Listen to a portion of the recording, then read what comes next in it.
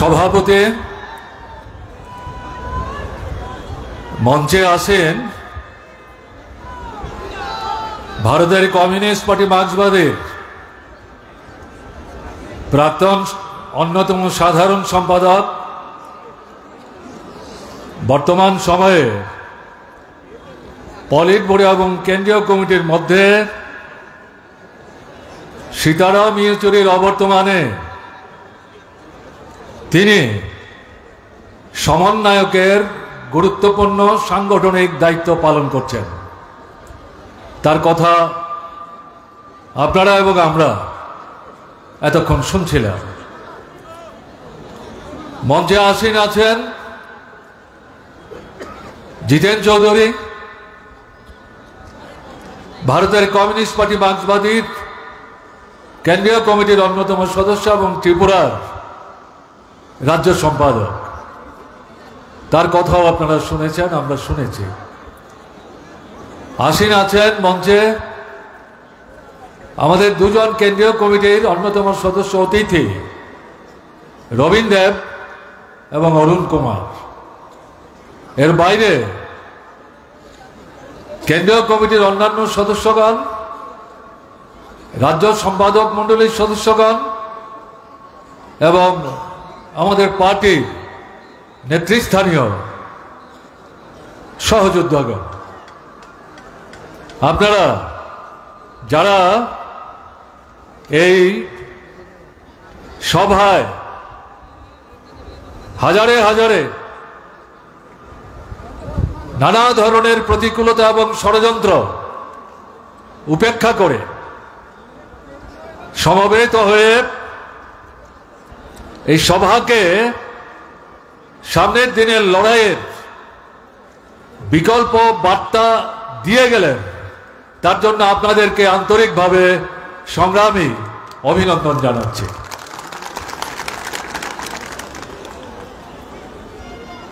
বেশি সময় নিয়ে আমি কথা বলবো না। আমাদের দেশে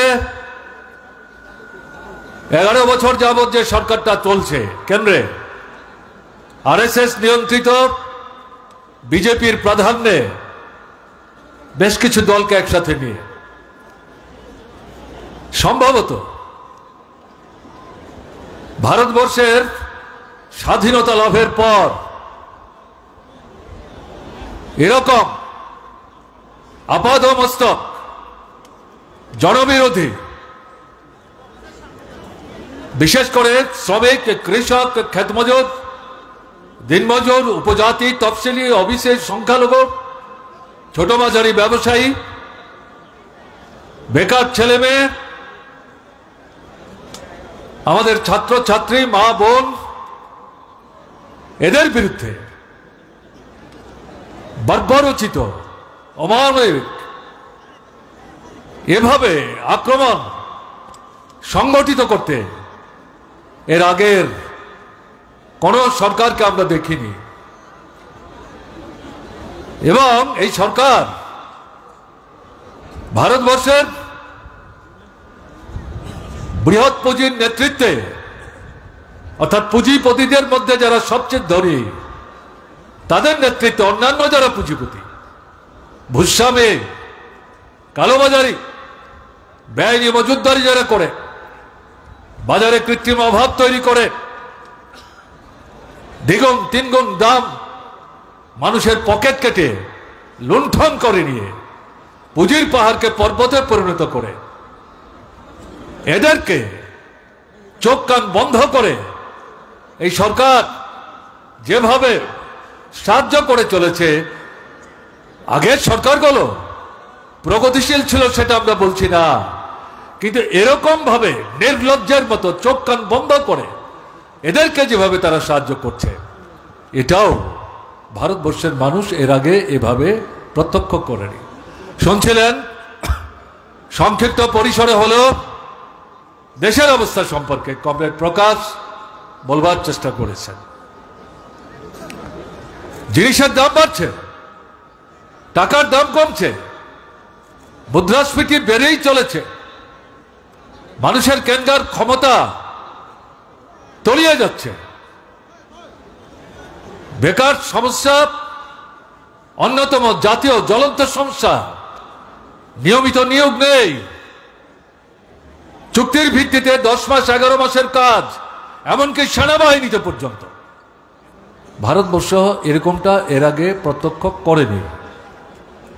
কৃষক ক্ষেতমজুর মাথার ঘাম পায়ে ফেলে, রক্ত জল করে মাটির বুক চিরে যে ফসল ফলায়, উৎপাদনের জন্য যে পয়সা খরচ হয়, সেই পয়সা পর্যন্ত ফসল যখন বাজারে বিক্রি করতে আসে, যেহেতু কেন্দ্রের সরকার যথা সময়ে সাহায্যের হাত নিয়ে এদের পাশে দাঁড়ায় না, তারা উৎপাদন খরচের পয়সাটা পর্যন্ত হাতে নিয়ে বাড়িতে ফিরতে পারছে না।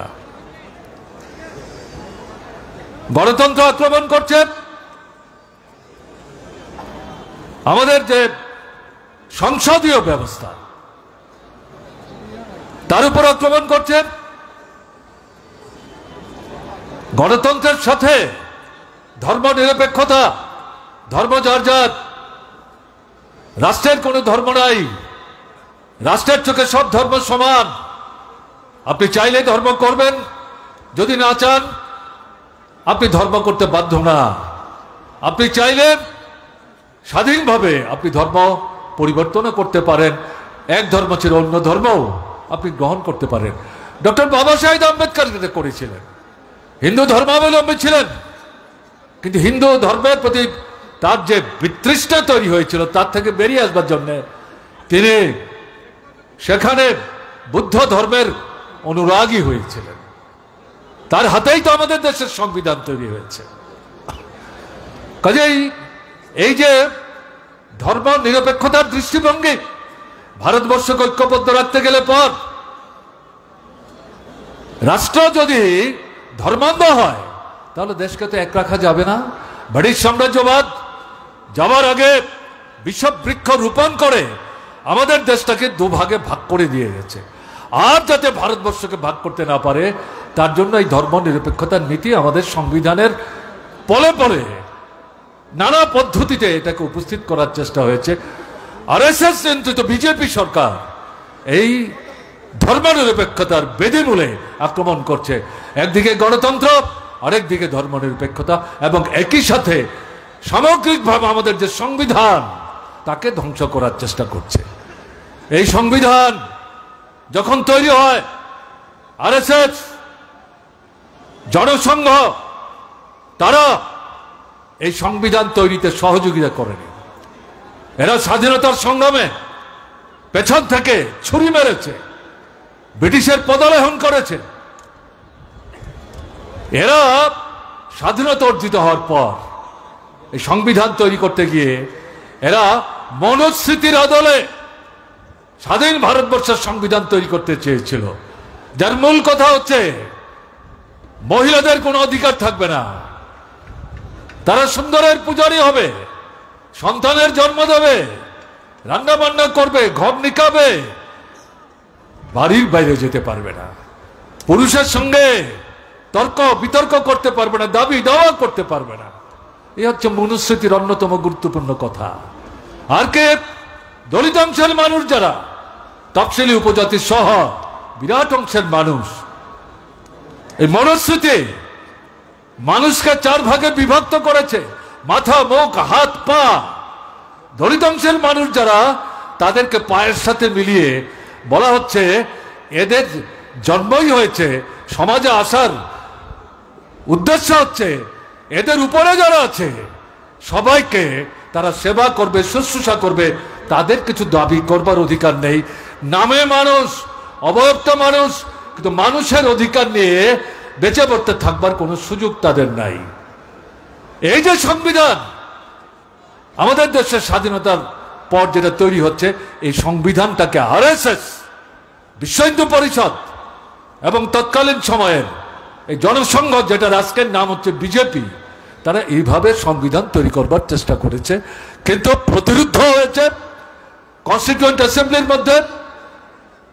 ডক্টর বাবা সাহেব আম্বেদকরের নেতৃত্বে তাদের প্রত্যেকটি তুলা প্রশ্নকে খণ্ড বিখণ্ড করে, বিচ্ছিন্ন করে, এবং সেই কনস্টিটিউন্ট অ্যাসেম্বলির মধ্যে কণ্ঠাসা করে এই সংবিধান তারা পাশ করে নিয়ে এসছেন। 1950 সালের 26শে জানুয়ারি আমাদের দেশে এই সংবিধান লাগু হয়।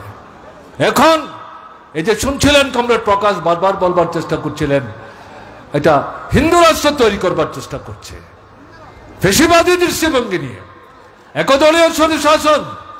এটা করতে গেলে পর আমাদের দেশে যে সংবিধানটা বেঁচে আছে, নানা সময়ে এই গত 75 বছরে তার সংশোধন হয়েছে, তারপরেও তার যে ধাঁচা, তার যে কাঠামো, তার মধ্যে গণতন্ত্র, ধর্মনিরপেক্ষতার যে বৈশিষ্ট্যগুলি বজায় আছে, এগুলো থাকলে পর তারা একদলীয় স্বৈর শাসন ভারতবর্ষের বুকে কায়েম করতে পারবে না। ফ্যাসিবাদী দৃষ্টি নিয়ে গোটা ভারতবর্ষের মানুষকে পদতলে নিয়ে দলন চালাতে পারবে না। তাই তারা সংবিধানটাকে ধ্বংস করার চেষ্টা করছে। ভারতবর্ষের মানুষ আমরা যেটা লক্ষ্য করেছি, এটা মেনে নিচ্ছেন না, বিরুদ্ধে রুখে দাঁড়াবার চেষ্টা করেছেন। লোকসভা নির্বাচন, ভোট কমেছে, আসন কমেছে, কিন্তু যে কোনো ভাবেই হোক সরকার তৈরি করেছেন। অনেকের ধারণা হয়েছিল সম্ভবত এই ধাক্কা থেকে আরএসএস বিজেপি কিছুটা শিখবে। ভারতের কমিউনিস্ট পার্টি মার্ক্সবাদী প্রথম থেকে বলছিল বিজেপি আরএসএস গণতন্ত্র থেকে, ধর্মনিরপেক্ষতার দৃষ্টিভঙ্গি থেকে, আমাদের দেশের সংবিধানের যে মৌল নীতি গেলে এর থেকে কোনো শিক্ষা নিতে তারা রাজি না। তারা ফ্যাসিবাদী দৃষ্টি নিয়ে একদলীয় স্বৈর শাসন কায়েমের মধ্য দিয়ে ভারতবর্ষের অন্যান্য সমস্ত গণতান্ত্রিক শক্তিকে তারা ধ্বংস করে দেওয়ার লক্ষ্য নিয়ে এগিয়ে যাওয়ার চেষ্টা করবে। এবং মানুষের জীবনের যে মৌলিক অর্থনৈতিক সমস্যাগুলো, খাদ্য, বস্ত্র, বাসস্থান, শিক্ষা, স্বাস্থ্য, এগুলোর প্রতি তাদের কোনো নজর নেই। এর বিরুদ্ধে লোকসভা নির্বাচনে এদেরকে সেভাবে সরকার থেকে আলাদা রাখতে না পারলেও যে ধাক্কাটা দিয়েছে, এই ধাক্কা থেকে শিক্ষা না নিয়ে তারা আরো উগ্র হয়ে আক্রমণ তীক্ষ্ণ করার চেষ্টা করছে। তারা মনে করছেন সামনের দিনে যদি এখন থেকে চাপিয়ে রাখা না যায় তাহলে তাদের অস্তিত্ব রক্ষা করা কঠিন হবে। এটাই বাস্তব। আজকে এই 1 বছরের ব্যবধানে গত লোকসভা নির্বাচনের পর এই সময়ের মধ্যে কৃষকরা, ক্ষেতমজুররা, শ্রমিকরা, শিক্ষক, কেরানি, কর্মচারীরা, বিশ্ববিদ্যালয়ে আমাদের ছাত্ররা, রাজ্যে যুবকরা, বেকার যুবকরা, তারা এই জনবিরোধী, রাষ্ট্রবিরোধী, ঐক্যবিরোধী, সংহতি বিরোধী, শান্তি বিরোধী সর্বনাশা যে নীতি নিয়ে বিজেপি যাওয়ার চেষ্টা করছে তার বিরুদ্ধে রুখে দাঁড়াবার চেষ্টা করছে। লড়াইয়ের ময়দানে সামিল হচ্ছে, নতুন শক্তির সমাবেশ হচ্ছে। ত্রিপুরা এর থেকে আলাদা না। ত্রিপুরাও এই লড়াইয়ে তার সামর্থ্যের সীমাবদ্ধতার মধ্যে সমস্ত প্রতিকূলতা মোকাবেলা করে সর্বভারতীয় এই আন্দোলনে তার গুরুত্বপূর্ণ ভূমিকা নেওয়ার চেষ্টা করছে। তা না হলে পরে কিসের মার্ক্সবাদী কমিউনিস্ট পার্টি, কিসের লাল ঝান্ডা? এতে শুধু ভোটের পার্টি না, লড়াইয়ের পার্টি। সমস্যা পীড়িত মানুষ, তাদের জীবনের মূল সমস্যাগুলি সমাধানের জন্য লড়াই। এই লড়াইয়ের পর্যায়ে কখনো বিধানসভার ভোট আসবে, কখনো লোকসভার ভোট আসবে। এটা উন্নততর পর্যায়ের রাজনৈতিক সংগ্রাম। সেই সংগ্রামে আমরা অংশগ্রহণ করি, কখনো আসন জিতি, কখনো জিততে পারি না, কখনো সরকার তৈরি করি, কখনো সরকার তৈরি করতে পারি না। কিন্তু তার জন্য লাল ঝান্ডা কাঁধ থেকে আমরা নামাই না, লড়াইয়ের ময়দান ছেড়ে আমরা পালিয়ে যাই না। এটাই হচ্ছে মার্ক্সবাদী কমিউনিস্ট পার্টি। কাজে এই জায়গায় দাঁড়িয়ে আমি আগেই বলেছি, বেশি সময় নিতে চাই না। ত্রিপুরার অভিজ্ঞতা কি? প্রধানমন্ত্রী নরেন্দ্র মোদী 2018 সালে বিধানসভা নির্বাচনে কি বলবার চেষ্টা করেছিলেন? চলো পাল্টাই, একবার একটা সুযোগ দিন। বামফ্রন্ট সরকারের বিরুদ্ধে আঙ্গুল তুলে কথা বলতে পারেনি, স্বীকার করেছে এই সরকার উন্নতির জন্য কাজ করেছে, ত্রিপুরার সমৃদ্ধির জন্য কাজ করেছে।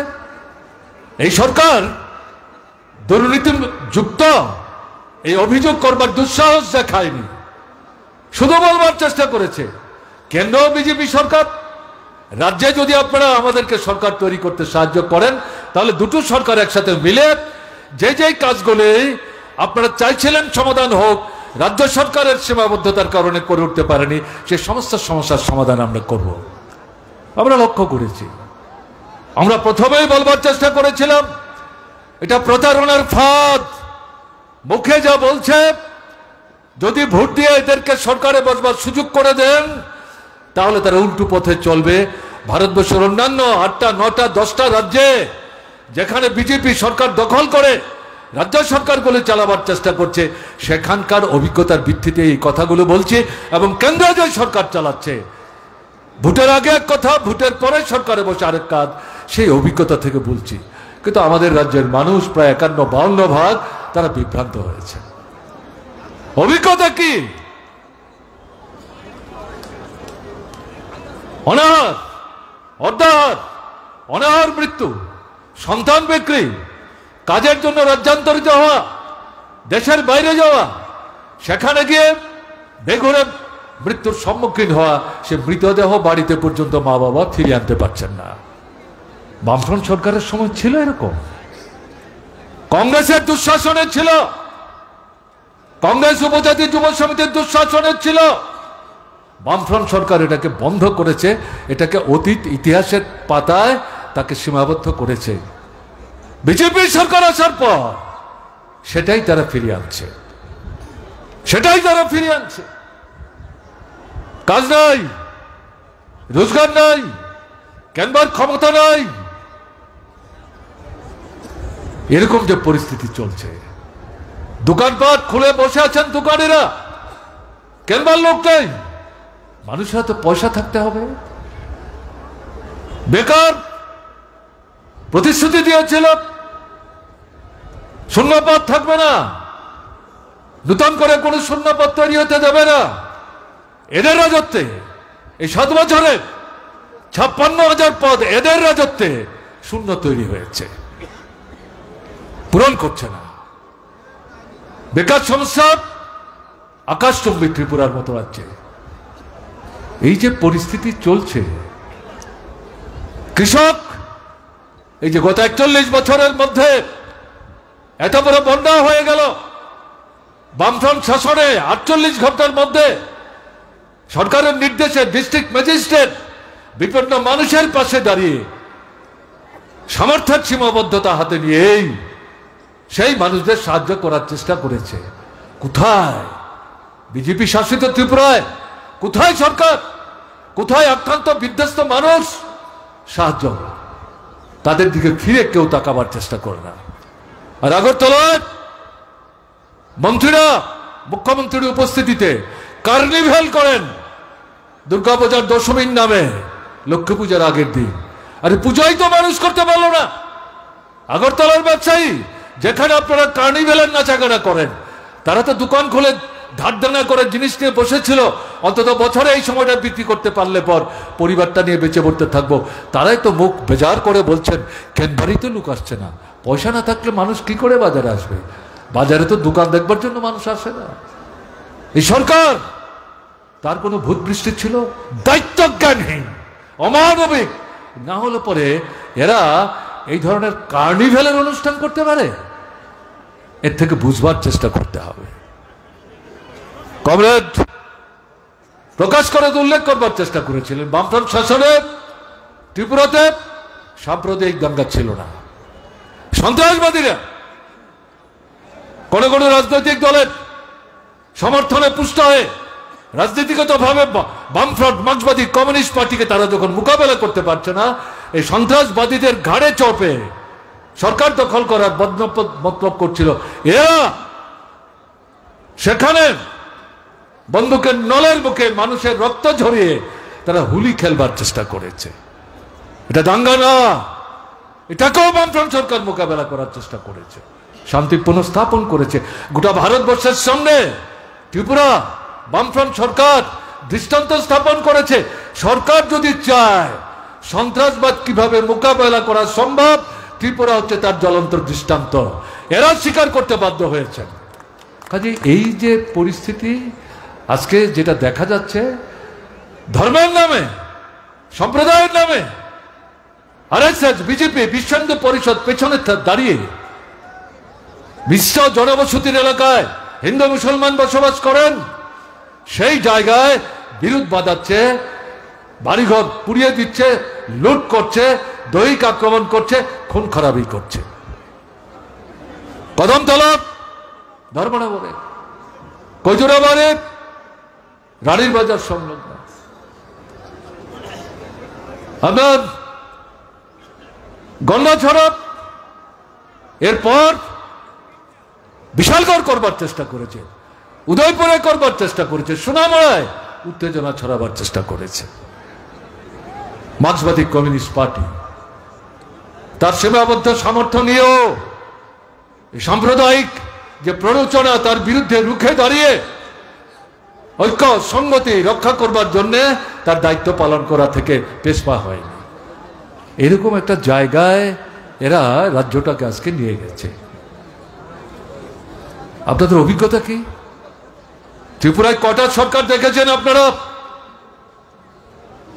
রাজন্য শাসন দেখেছেন? কিছু মানুষ এখনো বেঁচে থাকবেন। রাজন্য শাসনের শেষ দিকটার অভিজ্ঞতা আপনারা নিতে পেরেছেন। রাজন্য শাসন মানে কি? এটা তো রাজ পরিবারের সুখ স্বাচ্ছন্দ্য, ত্রিপুরার জনগণের স্বার্থ রক্ষা করার জন্য, যদিও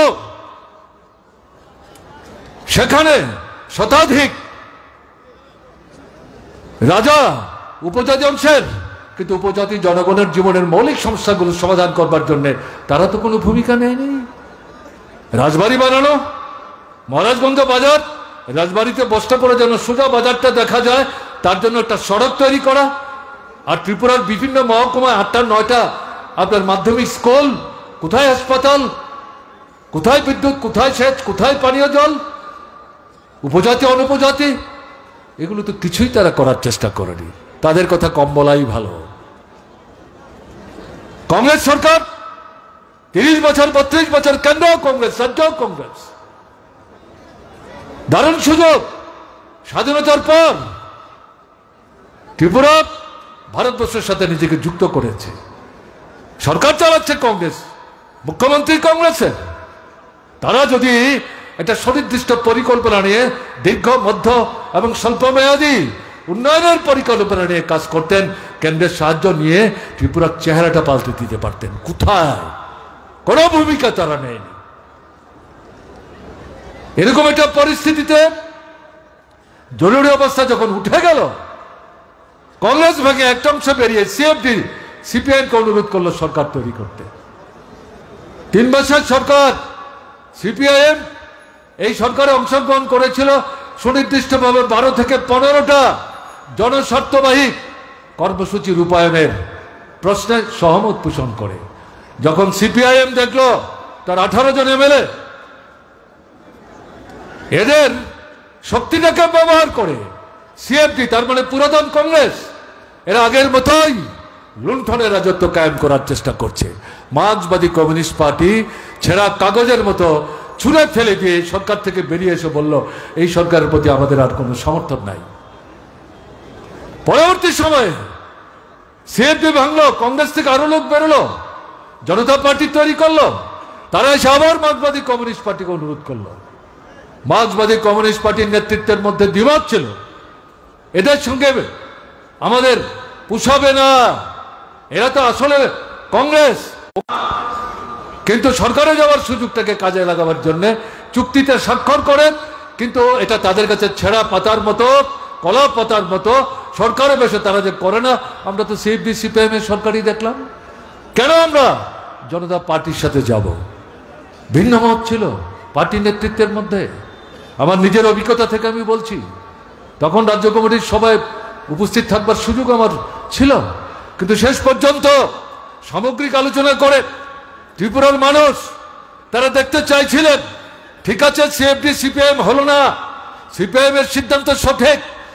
এই অভিজ্ঞতা নিয়ে জনতা পার্টি যখন সিপিএম কে সাথে নিয়ে সরকার করতে চায়, একটা সুযোগ দেওয়া হোক না।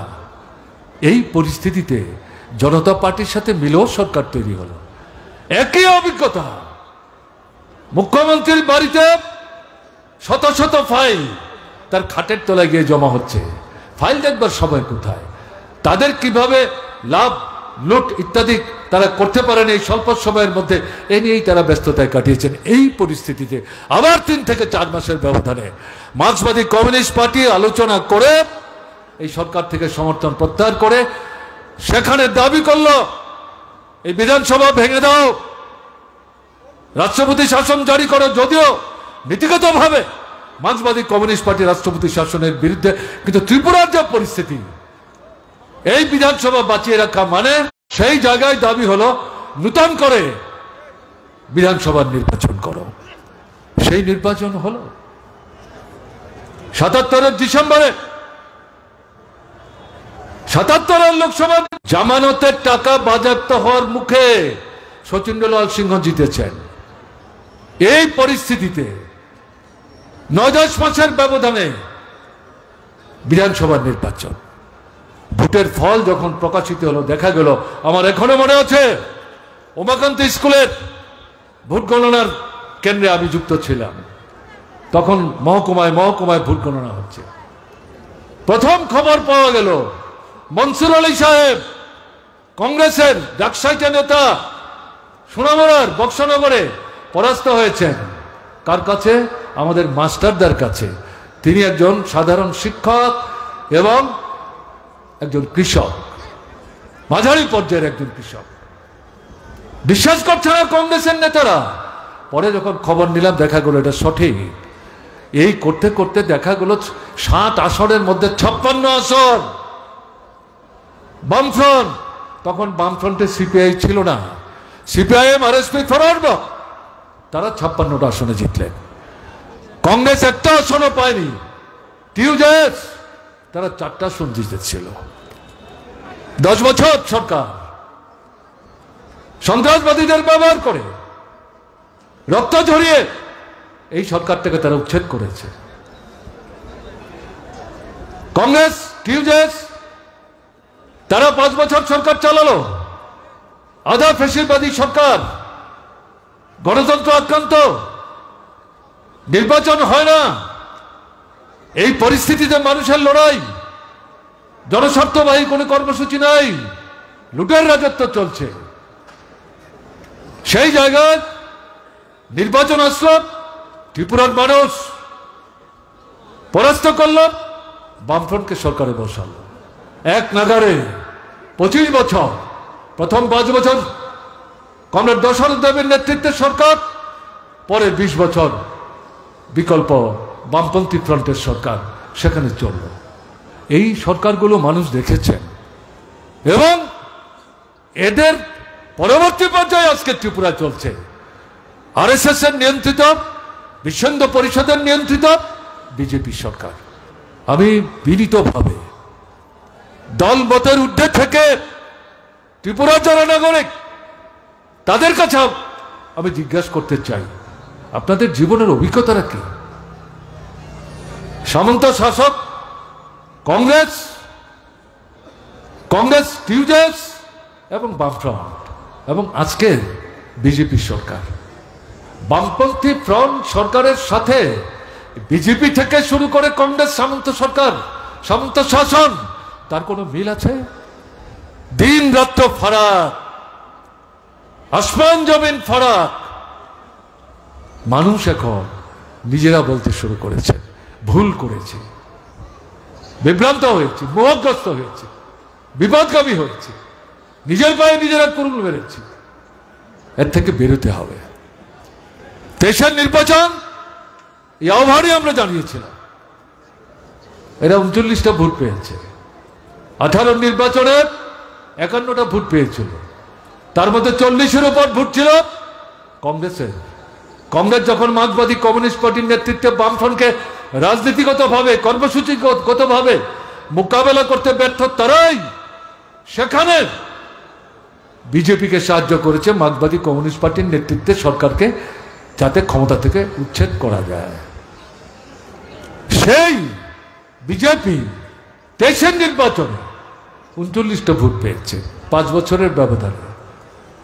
কিন্তু এই 39 ভোট 18তে তারা যে 51টা ভোট পেয়েছিল, সেখানে কেউ আঙুল তুলে বলতে পারেননি যে আমি ভোট দিতে পারিনি, আমার ভোটের অধিকার হরণ করেছে।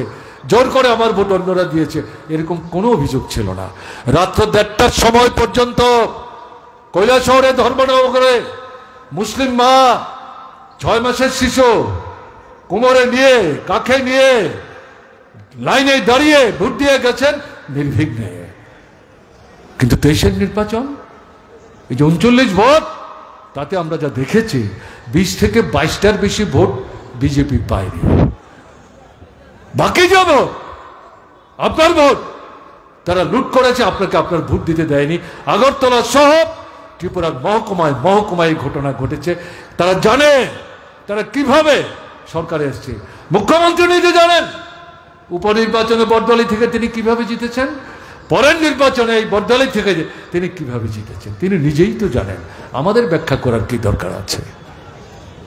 এরকম একটা পরিস্থিতিতে দাঁড়িয়ে এরা ভীত, এরা সন্ত্রস্ত, এরা বুঝতে পারছেন জনগণ এটাকে মেনে নেবে না। তাই যেটা আপনাদের কাছে বলতে চাইছি, আমার আগে বলেছেন জিতেন চৌধুরীও বলবার চেষ্টা করেছেন কেন আমাদের এই মিটিংটাকে তারা বাধা দেওয়ার চেষ্টা করেছেন। বাধা দিয়ে কি মানুষকে আটকানো গেছে? পেরেছেন? আপনাদের জানার জন্য বলছে, পুলিশ পরশুদিন সন্ধ্যাতেও ইনসিস্ট করেছে দরখাস্ত লিখে দিন 3000-এর বেশি লোক হবে না। আরে এটি কেমন ধরে কথা হলো? পুলিশ ঠিক করবে আমাদের জনসভায় কত লোক হবে। শুনেছেন এরকম কাণ্ড? এটা তো পুলিশের কথা না, মন্ত্রিসভার রাজনৈতিক যে নেতৃত্ব মুখ্যমন্ত্রী সহ তাদেরই এই পরামর্শ। তো আমরা তো সেখানে বলেছি দরখাস্ত না রাখলে পরে কিছু করার নেই, মিটিং হবে, যেখানে আটকাবে সেখানে মানুষ বসবে, সেখানেই প্রতিরোধ হবে। পেরেছে আজকে? পারেনি। আমি যেটা বলবো, এই পরিস্থিতি থেকে মানুষ মুক্তি চান। শুধু মার্ক্সবাদী কমিউনিস্ট পার্টির লোকটা, বিজেপির মধ্যেও কিছু সৎ ভাবনা চিন্তার লোক আছেন, তাদের গুরুত্ব মূল্য এখন বিজেপিতে নাই। এরা এখন ক্ষুব্ধ বিক্ষুব্ধ হয়ে নিজেরাও বলতে শুরু করেছেন, এরকম ভাবে তো আমরা ভাবতে পারিনি। এটা কি চলছে? অরাজকতা চলছে, এর পরিবর্তন দরকার। এরা তো আমাদের সঙ্গে কথাবার্তা বলতে গিয়ে এই বিষয়গুলো বলছে, এ তো তৈরি করা কথা না। উদয়পুরে খিলপাড়ার কাছে যে মহিলার বাড়িতে ঢুকে লুণ্ঠন করলো, স্বামীর মাথা ফাটালো, চোখের জলে বুক ভাসিয়ে সোশ্যাল মিডিয়ার কাছে বলতে গিয়ে হাতজোড় করে মুখ্যমন্ত্রীর দৃষ্টি আকর্ষণ করে তিনি যে বলেছিলেন, মুখ্যমন্ত্রী আমি তো বিজেপি, গত বিধানসভা নির্বাচনে আমি বিজেপির জন্য কাজ করেছি, আমাকে আজকে যারা আক্রমণ করছে, বাড়িতে এসে যারা লুণ্ঠন করছে এরাও বিজেপি, তো কেন তারা আমাকে আক্রমণ করছে? কোনো জবাব নাই। আপনার দৃষ্টি আকর্ষণ করছে, হাত জোর করে বলছি একবার আসুন, আমাদের খোঁজ নেন, আমাদেরকে আক্রমণের হাত থেকে রক্ষা করার চেষ্টা করুন। গেছে মুখ্যমন্ত্রী? কোনো মন্ত্রী গেছে সেখানে? না। অরাজকতা চলছে। কোথায় আইনের শাসন? জঙ্গলের শাসন চলছে। মায়েদের ভূমিদের উপর বীভৎস আক্রমণ সংঘটিত হচ্ছে, কিশোরীদের উপর বীভৎস আক্রমণ সংঘটিত হচ্ছে। থানায় গেলে পর, আমি সব থানার কথা বলছি না, কোনো কোনো থানায় কেন এসছেন, মন্ডলের কাছে যান, আলোচনা করে মীমাংসা করবে, মামলা করবেন, কোর্টে যাবেন, আরো পয়সা খরচ হবে, আরো তো ব্যতিব্যস্ত হবেন, অসুবিধা হবে। চা বিস্কিট খেতে খেতে এই সমস্ত কথা রসে রসে থানার কোনো কোনো দারোগাবাবু বলছেন। বুঝতে পারছেন এই দুঃসাহস তাদের কোত্থেকে আসছে? বামফ্রন্ট সরকারের সময় এই সমস্ত কথা বলবার সাহস পেয়েছে। আমি একটা দৃষ্টান্ত দিচ্ছি, আগরতলার পূর্ব থানা, মহিলাদের জন্য আমরা থানা করেছিলাম। আক্রান্ত মহিলা থানায় গিয়ে যখন অভিযোগ করছিলেন, এই থানায় সমস্ত কর্মচারী ছিলেন মহিলা, যিনি প্রধান অফিসার তিনি তার সাথে খারাপ ব্যবহার করছিলেন, অভিযোগ সত্য না মিথ্যা যাচাই করবার চেষ্টা করছিলেন, তার অভিযোগ রাখেনি। পরবর্তী সময় যখন সরকারের দৃষ্টিতে আনলো, এই থানার ওয়ান অ্যান্ড অল প্রত্যেককে সেখান থেকে সরিয়ে অন্যত্র বদলি করে দেওয়া হয়েছে এবং তাদের বিরুদ্ধে তদন্ত করে কার্যকরী ব্যবস্থা নেওয়ার নির্দেশ বামফ্রন্ট সরকার দিয়েছিল।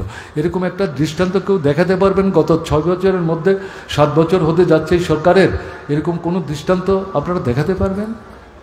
বিজেপির লোকরা দেখাতে পারবেন অরাজকতা চলছে। 18 পর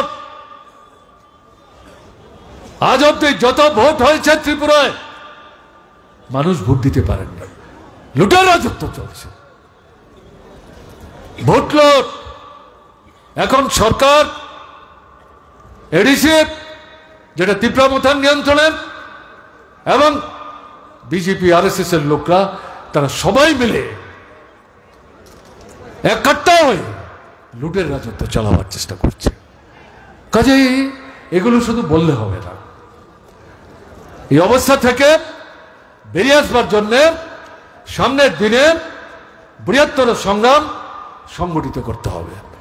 অবশ্যই মার্ক্সবাদী কমিউনিস্ট পার্টি তার নেতৃত্বে বামফ্রন্ট তারা গুরুত্বপূর্ণ ভূমিকা নেওয়ার চেষ্টা করছেন, আক্রান্ত হচ্ছেন, শহীদের মৃত্যুবরণ করছেন, বাড়িঘর পুড়িয়ে দিচ্ছে, তাদের পরিবার প্রতিপালনের জন্য তাদের যে আয়ের উৎসব সেগুলো ধ্বংস করে দিচ্ছে, কিন্তু মাথা নত করছে না।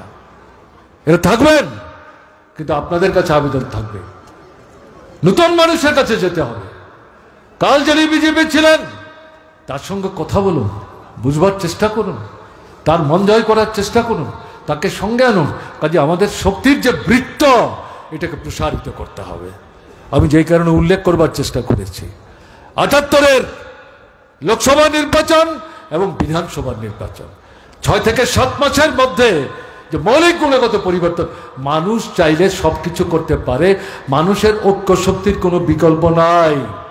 তাই আপনাদের কাছে যেটা থাকবে আমাদের আবেদন, এই সম্মেলন কি আলোচনা করব? আমরা কি ওখানে শুধু গলা ফাটিয়ে রক্ত চিরিয়ে সেখানে রক্ত বের করে বক্তৃতা করব? কি চলছে দেশে? দেশকে বাদ দিয়ে ত্রিপুরা তো এই সমস্যা থেকে বেরোতে পারবে না।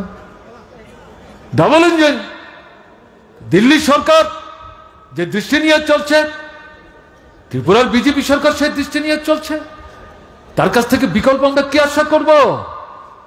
কাজেই সেদিক থেকে জাতীয় স্তরে যে আন্দোলন হচ্ছে, শ্রমিক, কৃষক, কর্মচারী, ছাত্র, যুবক, উপজাতি, তফসিলি, ওবিসি, সংখ্যালঘু, ছোট মাঝারি ব্যবসায়ী, তারা জাগিয়ে আসছেন, নতুন ঢঙে আন্দোলন তৈরি করবার চেষ্টা করছেন। তাতে যেমন ত্রিপুরায় বামপন্থী ফ্রন্টের নেতৃত্বে গণতান্ত্রিক শক্তিকে নিয়ে আমাদের লড়াই অংশগ্রহণ করতে হবে। সঙ্গে সঙ্গে ত্রিপুরায় যে অরাজকতা চলছে, ত্রিপুরায় যে ফ্যাসিস্ট সুলভ সন্ত্রাস চলছে, ত্রিপুরায় যে জঙ্গলের শাসন চলছে, এর থেকে ত্রিপুরাকে বের করে আনতে না পারলে পর খাদ্য, বস্ত্র, বাসস্থান, শিক্ষা, স্বাস্থ্য কোনো সমস্যার সমাধান করা যাবে না। কাজেই এদেরকে জনগণের মধ্যে থেকে বিচ্ছিন্ন করতে হবে, কোণঠাসা করতে হবে, নতুন শক্তির সমাবেশ করতে হবে। তার জন্য আগামী দিনের আমাদের পার্টির রাজ্য সম্মেলনে, এটা সর্বভারতীয় পার্টির যে মহাসম্মেলন তার প্রস্তুতি, কিন্তু ত্রিপুরার বিষয়টাকে আলাদা করে আলোচনা করে সামনের দিনে ত্রিপুরা আমরা কি করতে চাই তার জন্য আমরা কর্মসূচি গ্রহণ করব। আপনাদের কাছে আগাম আবেদন করে রাখতে চাইছি, এই সম্মেলন থেকে ত্রিপুরার মানুষের স্বার্থে যে গুরুত্বপূর্ণ জ্বলন্ত দাবিগুলোকে সামনে রেখে নানা ঢঙের যে আন্দোলনের কর্মসূচি আসবে, আজকে যেভাবে সমস্ত প্রতিকূলতা, ষড়যন্ত্র উপেক্ষা করে আপনারা এই সমাবেশে সমবেত হয়ে লড়াই নতুন বার্তা দিয়েছেন, রাজ্য সম্মেলন থেকে যে বার্তা আপনাদের কাছে যাবে আহ্বান হিসাবে, তাকে বাস্তবায়নের জন্য আপনাদের কাছে আগাম আবেদন রাখবো। সেই লড়াইয়ে আরো বৃহত্তর শক্তি নিয়ে ঘর থেকে বেরিয়ে ময়দানে দাঁড়িয়ে এই দুশ্মন যে সরকারটা, জনবিরোধী যে সরকারটা, তাকে কোণঠাসা এবং পরাস্ত করবার জন্য আমাদের লড়াইকে তীব্র, তীক্ষ্ণ এবং ব্যাপকতর করতে হবে। এই শপথ আপনারা এখান থেকে